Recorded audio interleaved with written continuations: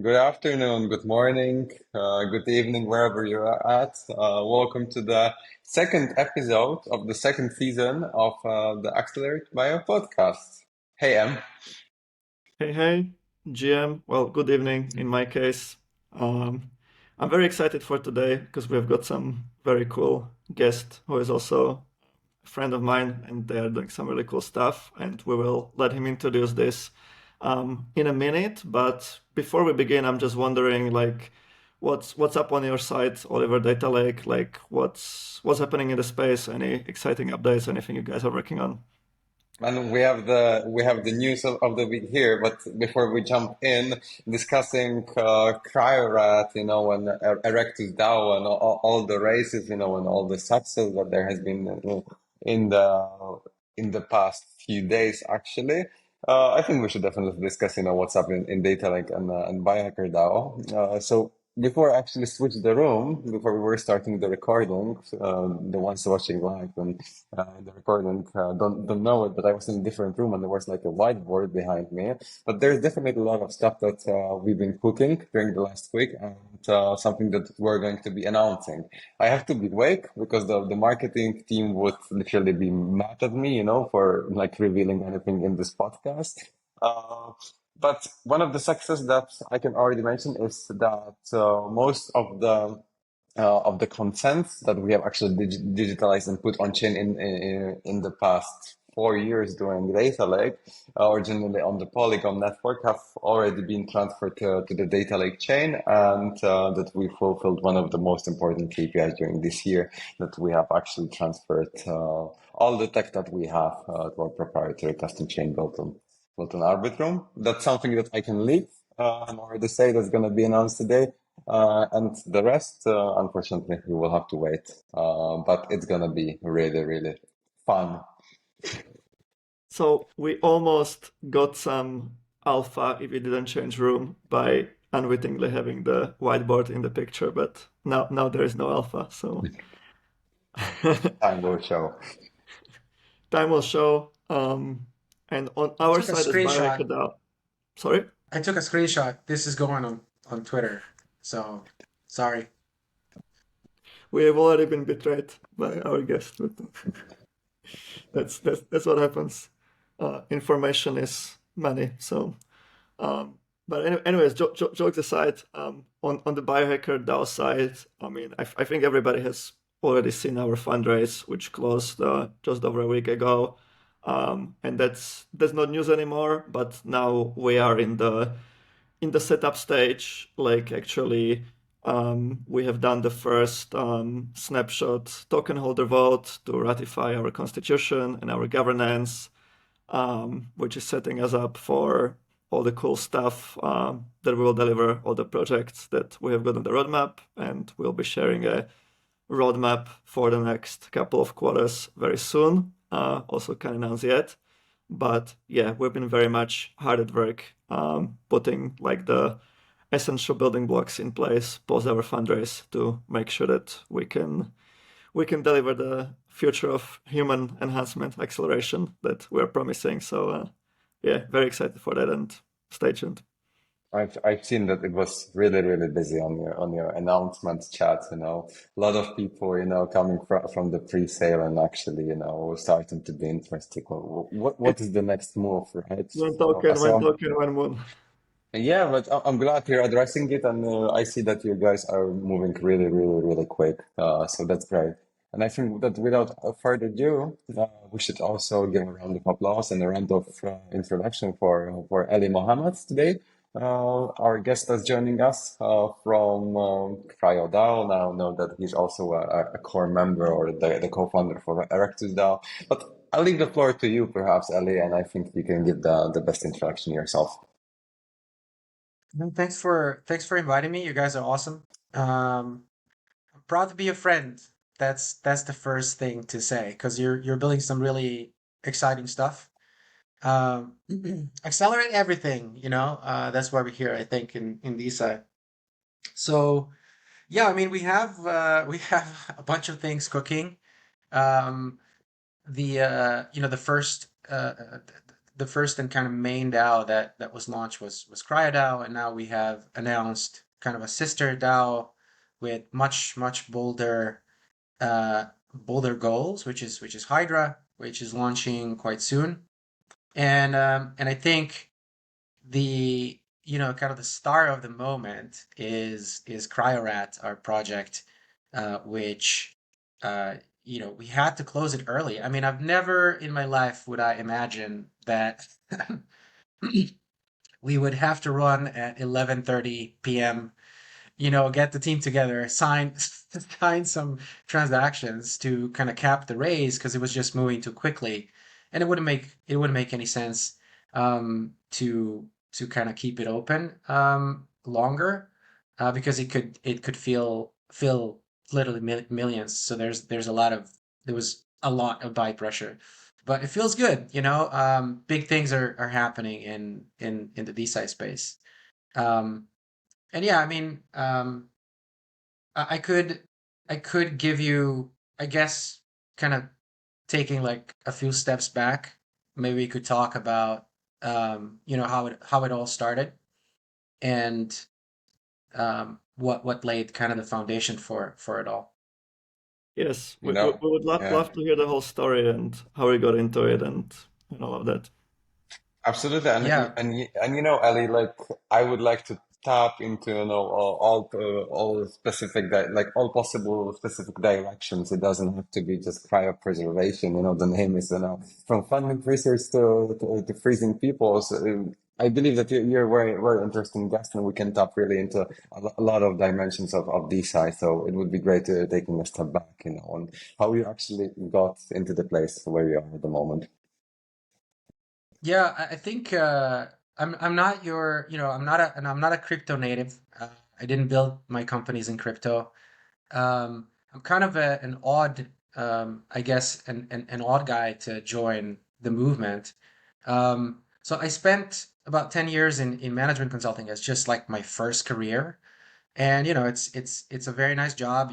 You're advising companies on how to launch products and strategic consulting and that kind of stuff. And it's a well-paid job, and you meet all kinds of CEOs and so on. But there was something always in me kind of pushing me, I kind of want to do my own company. And then I got really lucky to get connected to Singularity University in 2012. And that's, Ray Kurzweil, Peter Diamandis, sponsored by Google and many other companies. And it was fantastic. It was just fantastic. I took a 3 month kind of a sabbatical from work, and just traveled to Silicon Valley, spent 3 months there. And the SU is also known as the sleepless university, because you don't sleep. It's just they put you in a room with 80 crazy entrepreneurs, and sometimes some of the people are such high performers that they're almost used to being the smartest in the room. And for me, it was such a shock. It was just like, wow, this is the place. I want to stay here forever. This is I've been learning, every 5 seconds something new, and being challenged in like these crazy ways. Anyway, long story short, I went back home and quit my job. And my boss was like, you're gonna lose all these shares and stuff. Like, really think about, when people just go like, you're being crazy a little bit right now. Maybe take a few days and sleep over this and then come back. But I basically quit my job and moved to Silicon Valley to start my first company, which was called Walkmore. And since then started 5 companies, and had some successes and had some failures, as one does. And but probably, maybe not the largest success in terms of money, but the largest success in terms of how much it filled my heart was the Organ Preservation Alliance, which is a nonprofit. And we started that, just 4 guys, from Singularity, that we met at Singularity University during those 3 months in Mountain View. And we sat, I still remember that moment when we are like, what? We need to start a organization around this, because this is just somebody has to do something about it. So we were, all longevity enthusiasts, right? We don't think that death is good, um, mildly put. And we had two people from kind of the financial world and two people from the science, research, medical world. And we were talking about, hey, what is the highest impact thing that we could do today in medicine that leads directly to improving our odds of kind of battling aging, you know, kind of, enhancing whatever's happening in life extension. And surprisingly, we came to cryopreservation. And the reason for that was, if you put another $1 billion into cancer research, of course you're gonna make some dent in it. But what happens if you put that $1 billion into something that is very neglected, very underfunded, nobody's really talking about it, and yet there's such a huge impact. Sorry, if you just resolve those problems that this field is aiming to resolve, which was cryopreservation. And when I say cryopreservation, I don't mean cryonics. I don't mean like, hey, we're going to put some people into some doers, and then we're going to hope that sometime in the future, we have the technologies to revive them. I think that's important also. It has a time and place and space in the ecosystem, but that's not really what I'm talking about. Here I'm talking about organ preservation for organ transplants. I'm talking about tissue and organoid preservation for high throughput screening for personalized medicine, like for cancer research. I'm talking about trauma, and I'll expand in all of these things. And lastly, I'm talking about cryosleep, which CryoDAO is going to kind of, that's kind of our next move that we're doing at CryoDAO. So anyway, back to the Organ Preservation Alliance. Fast forward 3 years, right, from the moment when we looked at how much money is available for researchers in cryopreservation in the U.S. And at that time, in 2011, there was $1 million. So if you did anything, almost anything in cryobiology that is connected to humans, to human health, to medicine, you could draw from $1 million of budget, which is crazy.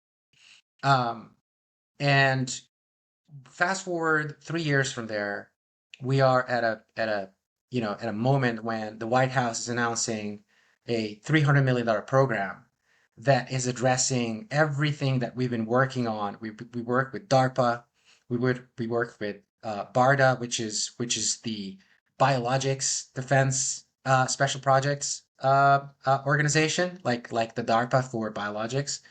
We worked with the White House. We had workshops with the White House.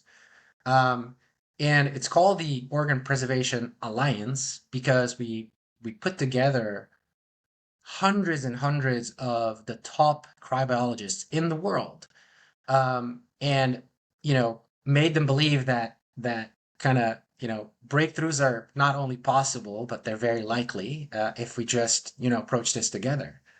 And so to have this crazy success of going from 1 million to 300 million in a field that literally if we figure out cryopreservation, you change how you do medicine. And I'll give you a few examples. So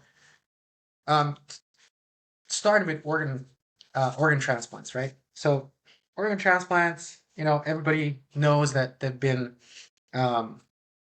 so many times you see like, okay, be a donor because we just lack organs. And that is not correct. We do not lack organs at all. We just suck at preserving them. There's plenty of organs to go for everybody. It's just that we literally waste over 80% of all available organs. And now you ask the question, what? If there are people that need them, why do we throw them away? And the organs, this is of the not only like available organs, it's of the quality organs that could be used for transplants. And the reason for that is that you can just preserve them, meaning that you take them from the donor, right? And then that time that elapses from that moment until the moment when the surgeon puts the organ back into the patient, that is the preservation time, right? And we just are very bad at that. Humans are very, very bad at that. Organs just die. So we tried to put them under, you lower the temperature, which is why cryo is in the word cryopreservation, to lower the entropy of it all. And so you can preserve them longer, just like when you put food in the freezer. Um, and we're so bad at it that you can preserve organs only for a few hours. And that for me, I didn't know anything about it when we were just starting. It was really shocking. I was like, well, okay, so what can be done there? And then another shocking fact is if you only doubled the time that you can preserve an organ, right? We can now preserve them for hours. Let's say a heart would go, just 12 hours to 16 hours. If you just double that time, you get rid of waiting lists. So just double, like, we're not talking about preserving organs for decades, right? For years, for months. We're only talking about extending that time for hours. There's so many organs available, and yet we just throw them away. So that's one of the things that, wow, wait, we should be able to just double the time. I mean, going from, 16 hours to 32 or even 72, like, I mean, that should be possible. And so a lot of companies have formed in the meantime. I co-founded one. My co-founder at the Organ Preservation Alliance also co-founded one after those successes. Other things are, why is DARPA and the Department of Defense very interested in preservation, cryopreservation, is because trauma. So there's a thing that is called the golden hour, which is probably like 120 minutes, or 90 minutes to 120 minutes, rather than an hour, which is the time that if you help a wounded soldier, or literally anyone who has suffered a traumatic injury, within that time, their chances of survival are many, many times greater than after that time. So that golden hour is key, right? The way that you can extend that golden hour is you lower the temperature of the body. And this has been tried many times. It was successful many times. So we know that it works, right? And so how long can we actually extend this golden hour is the key for the Department of Defense. All those things, they're not in the news. You're not going to read about this on CNN. But they are real problems that affect all of us. I mean, on a long enough timeline, we're all going to need organ transplants. I promise you that, because organ failure is real.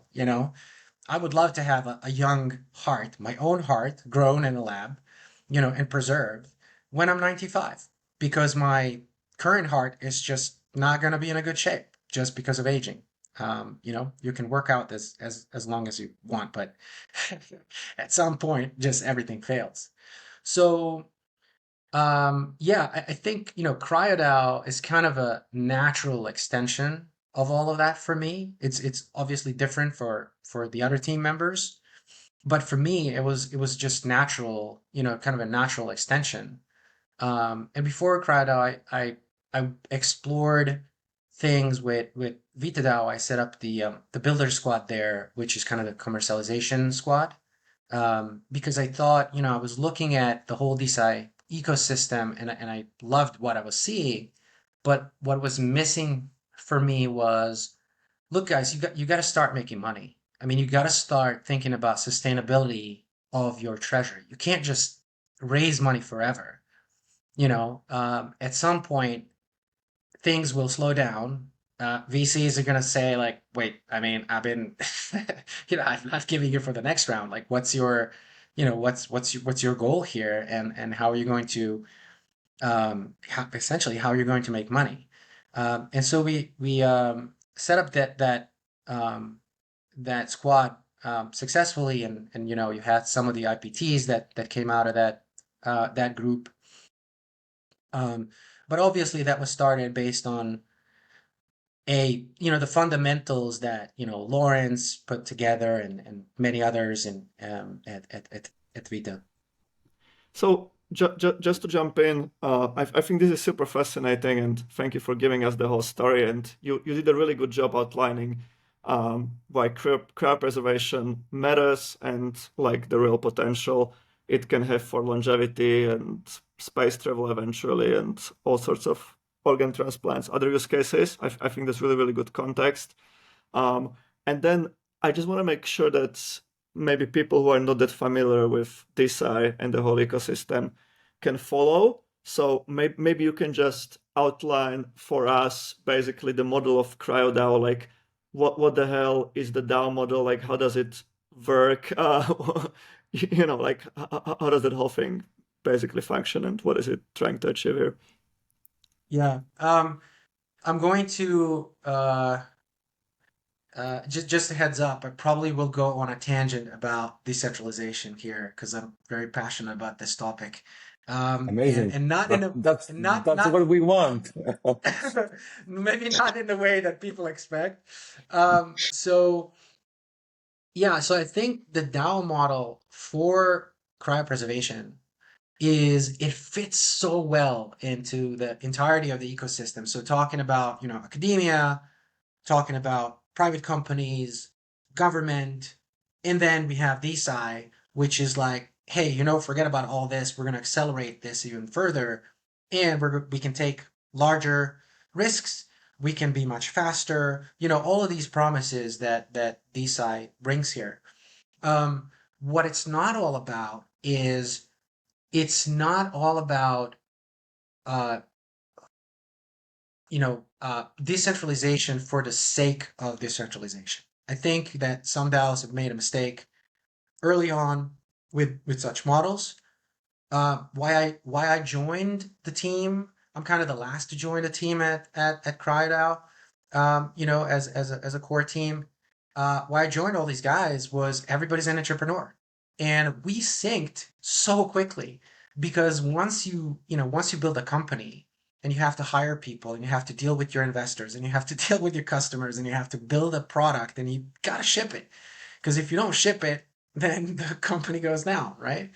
It's a different type of thinking, yeah, and I was just talking to James Sink about that just the other day from Bio. This entrepreneurial mindset is something very, very different from the mindset of, you know what, we hate the current system and we are rebels and we're going to do it in a different way. Well, no, you got to be rational about it. You got to be rational about the approach. And so the team at CryoDAO was like, there's no nonsense here. We got other things to do. Time is of the essence. Here's a roadmap, building products, building sustainability, towards the treasury with these products. It's not just going to be like, hey, we're just going to fund some research, unless we think the research can be commercialized, unless we think that the research will lead to greater impact and greater value for our community. I mean, why are you holding the governance token? Yes, thanks for the trust, but that trust really comes with a lot of responsibility for us, for the team, like all of us as leaders, within the DAOs. It comes with a lot of responsibility. You got to deliver. And I don't think delivering means, hey, I'm just going to open up the DAO for everybody, and everybody's going to have an opinion, and everybody's going to, just do things. Just go out and just do things, I don't see that works. I just don't see that works. A lot of people don't know, like, especially in our case, which is crop preservation is a niche, right? And it's a niche within a niche. And not like 99% of people, who join and who are passionate about the idea of cryosleep. Hey, we're going to go to different stars. This is going to be amazing. It's a trope from, science fiction movies, and these guys are going to enable it. That's awesome. But they're not qualified to have an opinion on, for example, a research project where I'm not qualified to have an opinion.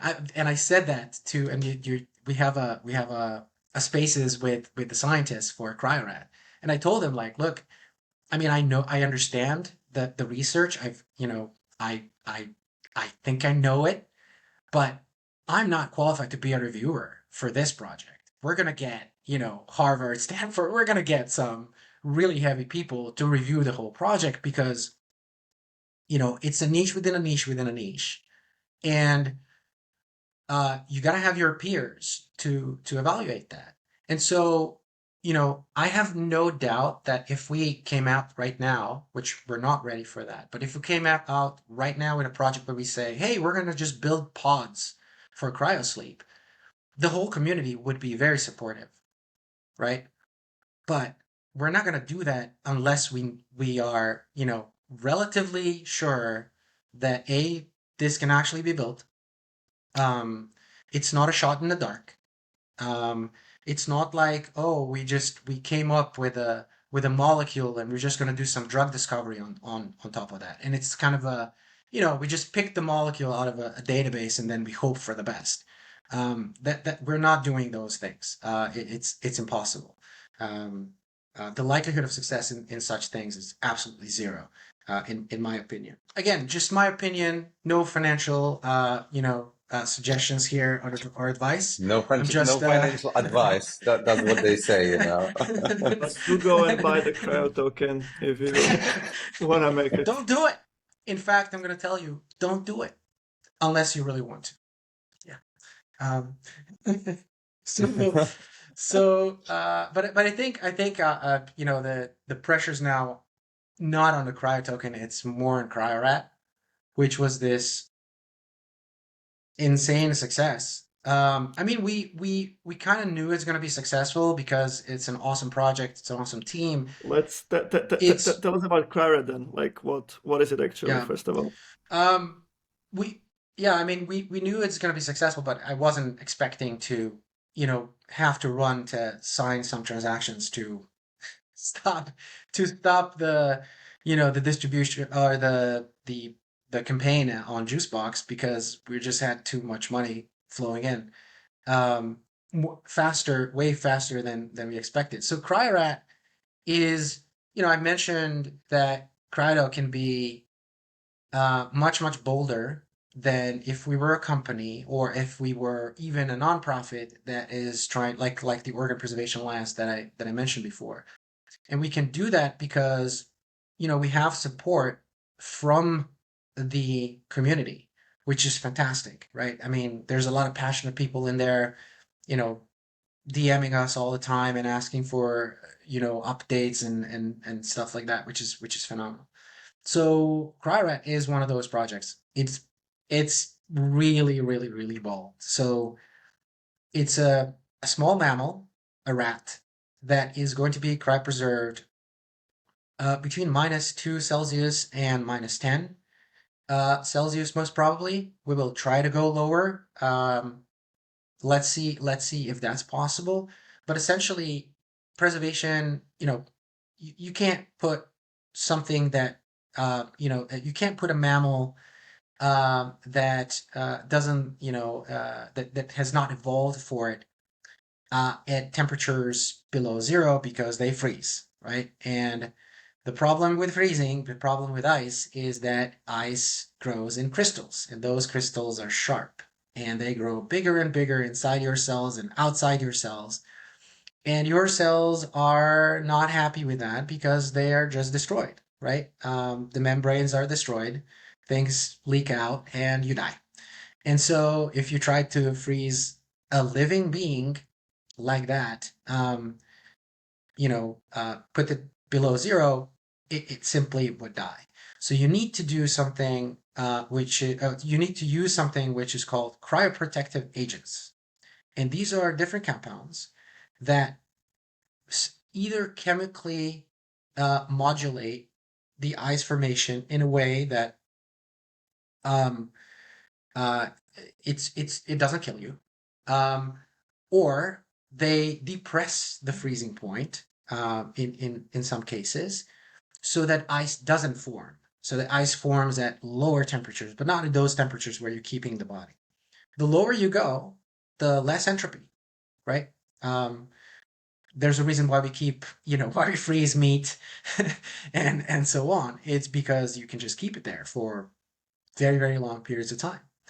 Um, and so and so our the scientist, the main scientist, of course, there's a whole team behind it, but the main scientist, his name is Ashwin the Wolf, and I would say probably one of 10 people in the world that has a good chance of making that work. Because while there were successes in cryopreserving tissues and even cryopreserving organs, organs are large, large tissues, and they have to be very functional. So you can't, you cannot allow for um, freezer burn and other damage that happens when you kind of freeze things. Um, and while there were successes there, freezing the brain in a functional way, so in a way that when you rewarm the brain, the functionality here, you just can't take any risks, right? And brain is a big blob of fat and other things, and it's a lot of different types of cells, and they all react differently to ice, to cold. And so you got to be extremely careful. There are the procedures to perfuse, meaning getting those CPAs, getting those cryoprotective agents into every nook and cranny, right? Because if you leave something out, that thing's going to freeze and that thing is dead. So you don't have a piece of your brain that is frozen and dead. Um, you know, So to understand so that yeah, correctly, you're trying to take the mammal, take the cryorat, use this agent, or I don't know what was the exact name you called it, but like CPAs. uh, Yeah. yeah, CPA change the ice in a way that it would be able to survive after being unfrozen, right? And I'm really just wondering, as you're telling all this science stuff, I'm not a scientist, I'm a crypto native, so I'm on the other side of the card. Uh, how actually people, that contribute to this research, what is actually the benefit? I know that there's a huge speculative benefit with people betting on if this mammal is going to live or no. But imagine I have bought the CryoRat token or NFT on the sale like yesterday or 2 days ago.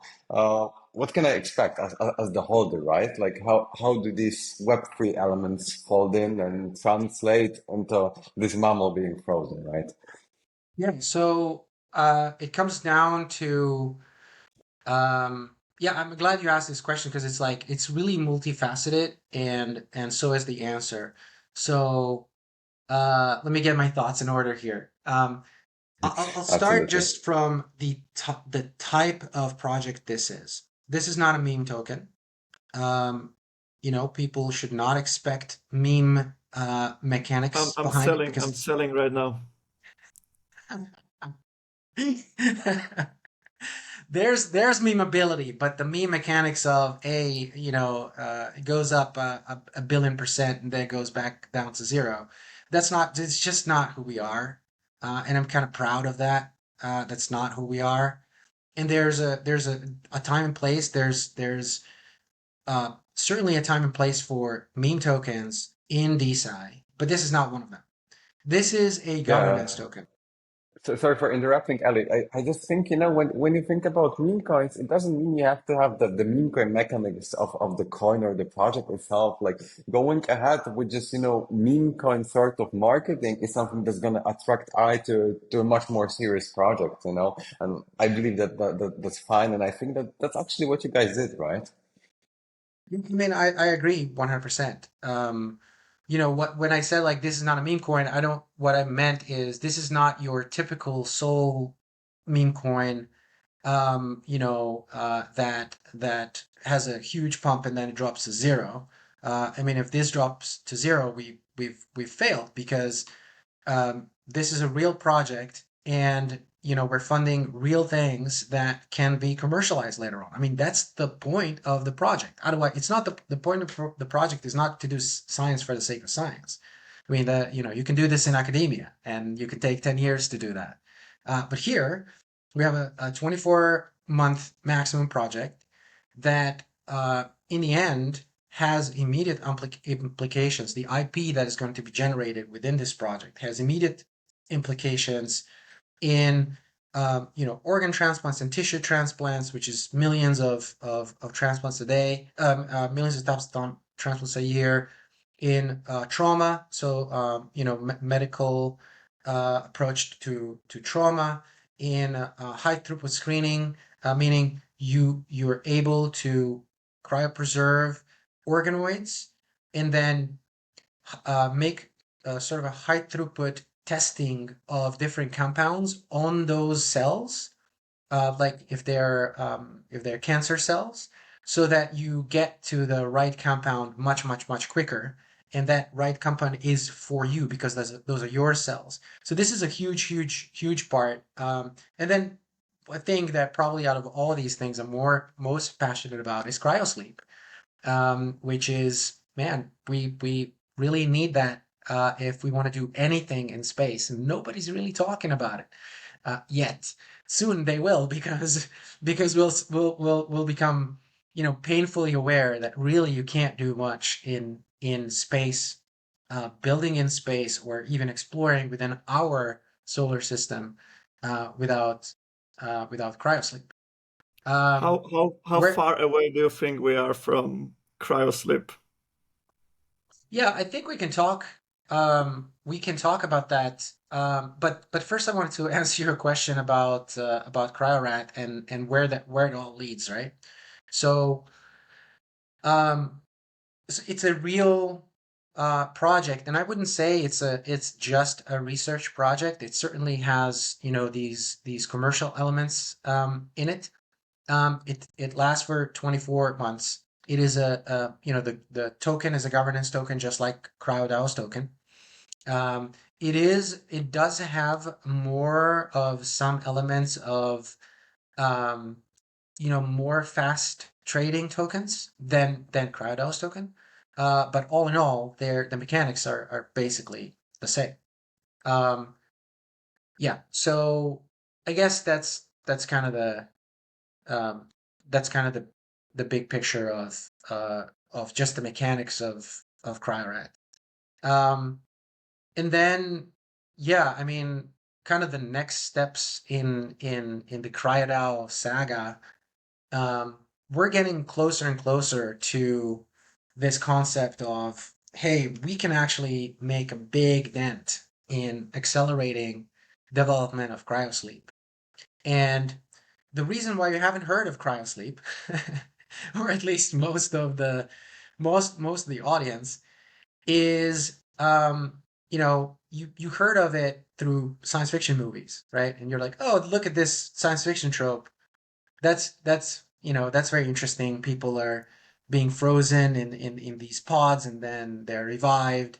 They sleep for decades, and then they're revived, and they get to a point somewhere in space.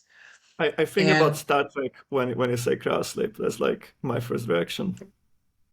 yeah, yeah.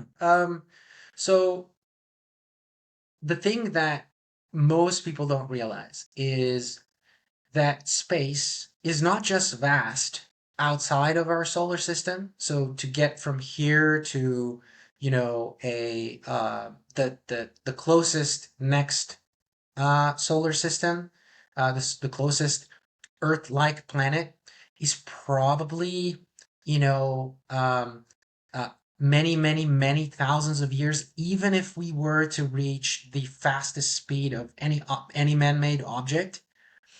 Um, but within our solar system. So I just tweeted this because I found this tweet of the Great Red Spot on Jupiter, and it's just this beautiful animation. And I want to see. It would be very nice to see Jupiter, but not just see it. There's a whole plan about building a refueling station there, because if you want to build anything inside of our solar system, like we're talking about heavy industry, you need refueling. First, you need a refueling station on the moon. We need a moon base, um, and we need some really heavy infrastructure on the moon. and being able to launch things from the moon. But also, we need a refueling station around Jupiter for other things if we want to go to, you know, mining asteroids and you know, getting these missions that go a little bit further. To get to the moon is very simple, we think, right? It's not going to take months. It's not going to take years. It's going to take days, if that, right? Well, there was a study. I think it was commissioned by NASA and maybe some other agencies, but it was published just recently, just weeks ago. And basically, what they say is that according to their research so far, 30% of all moon missions will need medical evacuation. Let that sink in, okay? 30% of all of the moon missions. They're not even talking about missions that are sent there to build the moon base. They're talking just about moon missions, like initial ones that we're planning today. 30% of those may need medical evacuation. What that means is that there was a traumatic injury that you cannot take care of inside of the ship. You gotta send people back to Earth. Sending people back to Earth is 3.5 days. Now remember when we talked about the golden hour? The golden hour is not 3.5 days. Those people are gonna die.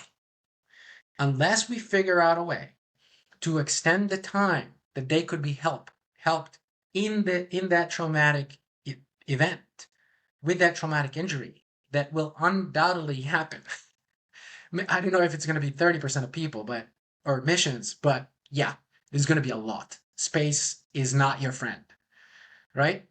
Unless we figure this out, a lot of people are going to die. Now think about this. You want to go to, I want to go. I want to see Europa. Europa seems amazing. I want to see Titan. I want to go and take a little pick and pick on the ice of Titan and be like, ooh, is there something alive there maybe? I don't know. Well, to get there, you need 6, 7, 8 years.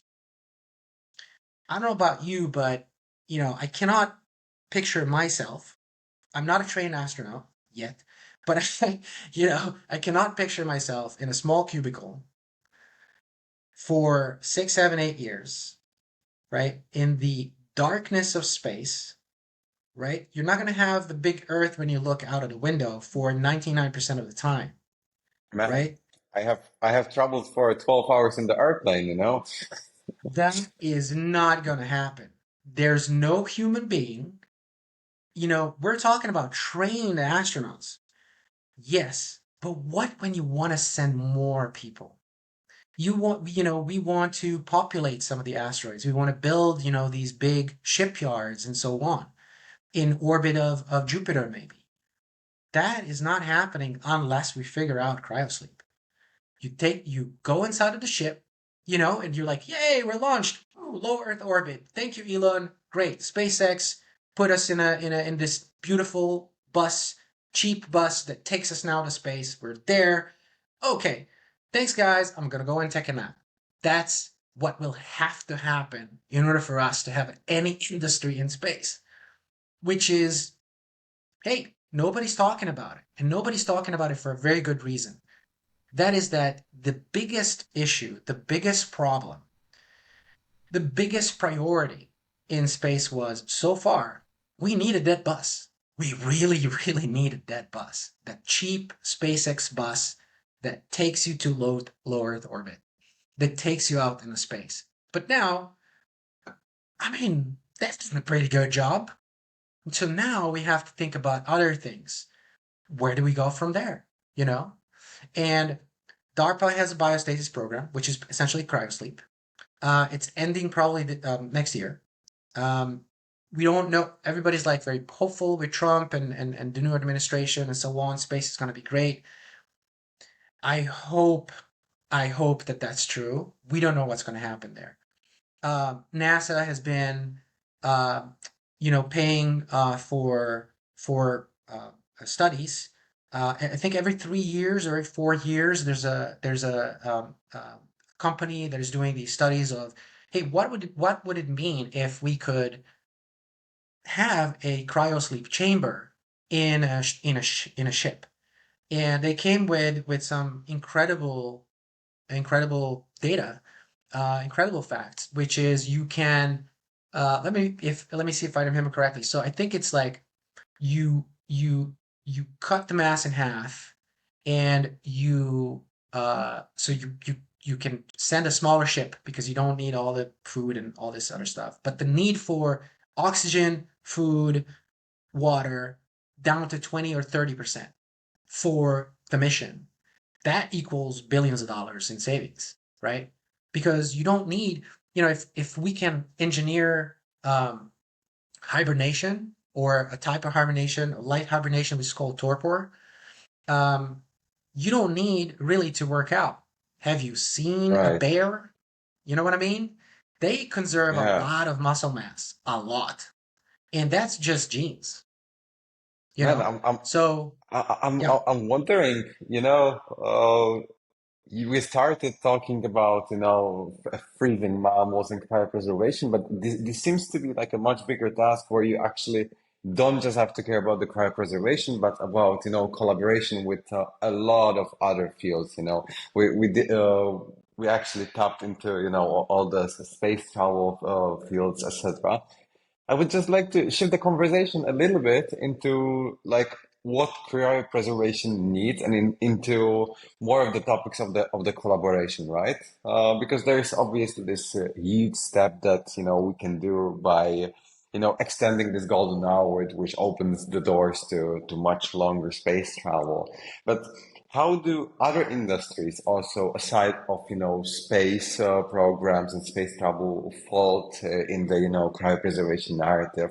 There's a lot of hot fields at the moment, including AI. There's a lot of traditional fields as the the basics of cryopreservation, which is the medicine and the medical stuff. But you know the best question here would be, who is like the major player you guys have to collaborate with to actually achieve something big through cryopreservation? Is it medicine? Is it space? Uh, is it the ones that are making the groceries for us? You know where I'm heading, yeah, right? yeah, yeah. It's basically what CryoRat is all about. It's kind of this funny name, and we're gonna name this the first rat that is actually revived. We're gonna name him Lazarat. Thank you, Logan, if she's listening. That was her idea from Catalyst.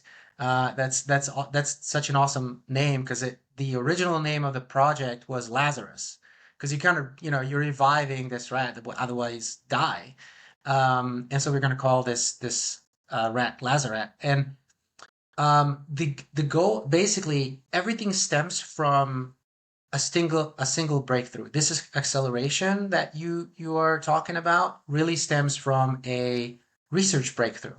So the first small mammal that is frozen and revived. Frozen is a wrong word, but you get what I mean. Put at -2 or -10, and revive from those temperatures.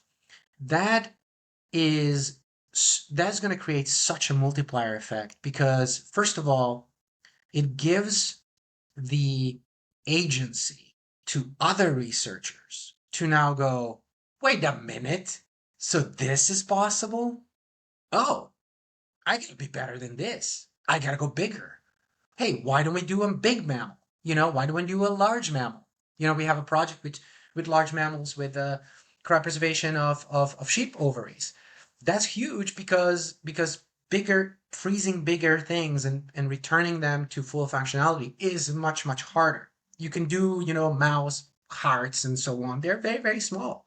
But once you go with bigger things, they become very, very, very hard to do. And so, in order for people to even attempt, large mammals, and this is just ovary transplants and preservation, somebody had to go, you know what? I'm going to try something small, much much smaller, and show people that it's possible.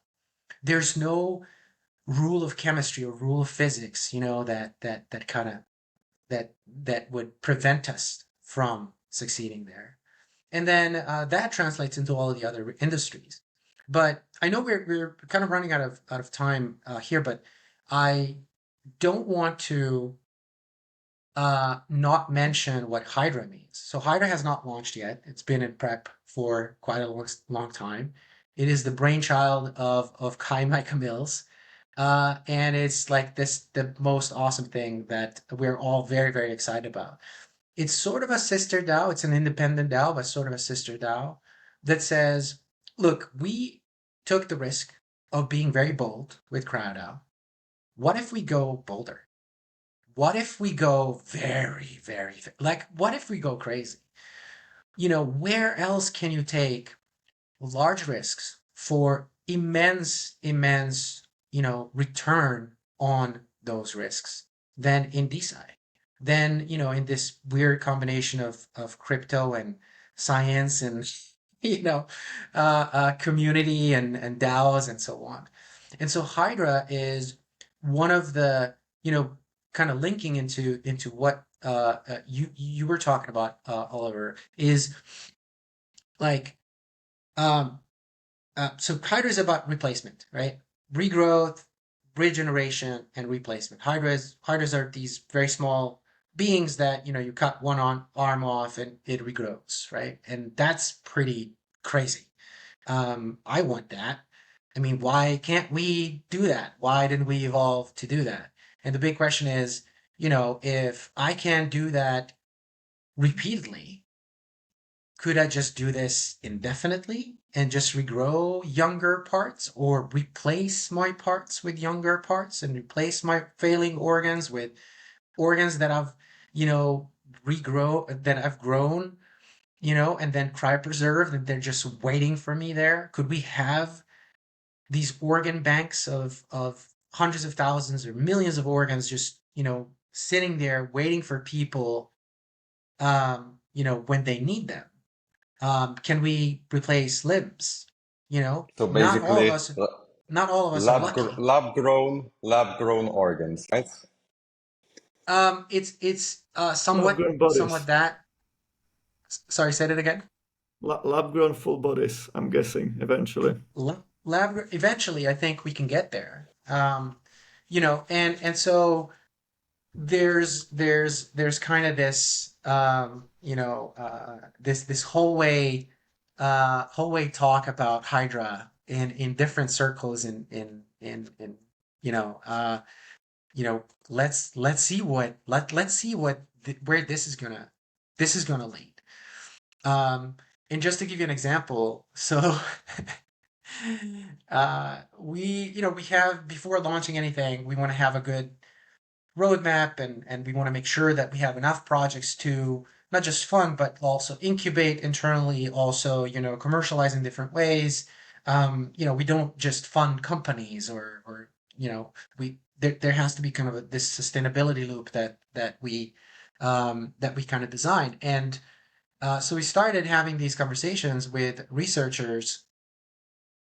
You would not believe how much crazy research there is out there. Just completely crazy. Like I think both Kai and I, in this call that we had just recently, I think we were just grinning all the time. We are just like grinning like like two stupid people. Like, what? You did this? That's crazy. People doing 60 mice head transplants and like complete craziness. Um, and so, we have to do obviously way, way, way deeper due diligence than on anything that we have done so far. This has to be real research. It cannot be just like, someone claiming that they've done stuff. By the way, in this specific project, the reason why we even took the call was that the person doing that is an very, very, very renowned surgeon. Um, and it was just like, whoa, he's been doing all of this without publishing at all, because if he publishes something like that, ostracized by the entire system. And he thinks that it's very much possible to do things like that. So yeah, so we were really hard at work on Hydra. There's a lot of um a lot of VCs, a lot of investors who are already asking like, hey, when is this going to launch? How we're going to do that? Our our response there is stay tuned because we can't So announce things before announcing things, you know?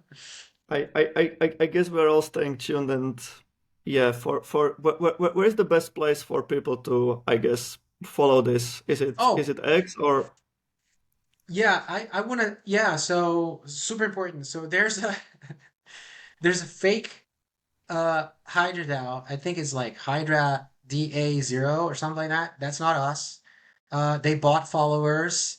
They have a few thousand followers, and we okay? already So see watch that. out for the real Hydra and don't get Yeah, confused. watch out for the real Hydra. Make sure that we don't have a pump fund token. Okay, Hydra has not launched yet. Don't buy scam tokens. Stay safe, please. Be informed. Don't lose your money, please.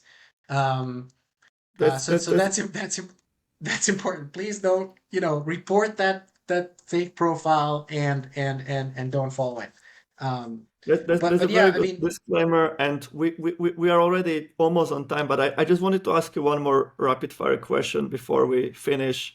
What's up with Erectus DAO? Is that also something you're involved in? yeah. So Erectus DAO is yes, I am involved in that. Erectus DAO really came from Hugo Bailey. He's a surgeon, urologist, and research scientist, which is a this insane combination. He's a he is a stem cell research scientist, We have an one expert. minute for this answer, by the way. So you might just want to make it Got it. quick. Yeah, I mean it's open right now on Juicebox, Erectus DAO. You can check it out and Erectus DAO on X. All the information is there. Just scroll a bit.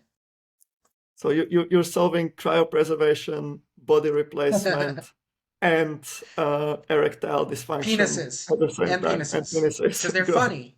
They're growing funny. I'm sorry, but penises, it's but true. Yeah, growing penises in yeah. a different sense than growing organs. Thank you guys.